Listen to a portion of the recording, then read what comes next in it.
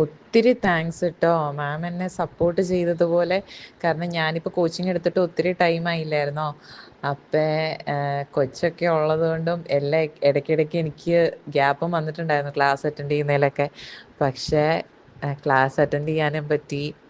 മാം എനിക്ക് എന്ത് ഡൗട്ടുണ്ടെങ്കിലും ഫീ പേ ചെയ്തോ അങ്ങനെ ഒന്നും നോക്കാതെ മാം എനിക്ക് ഡൗട്ടൊക്കെ കറക്റ്റ് ടൈമിൽ ക്ലിയർ ചെയ്ത് തന്ന് എൻ്റെ റൈറ്റ് മെന്ററായിരുന്നു.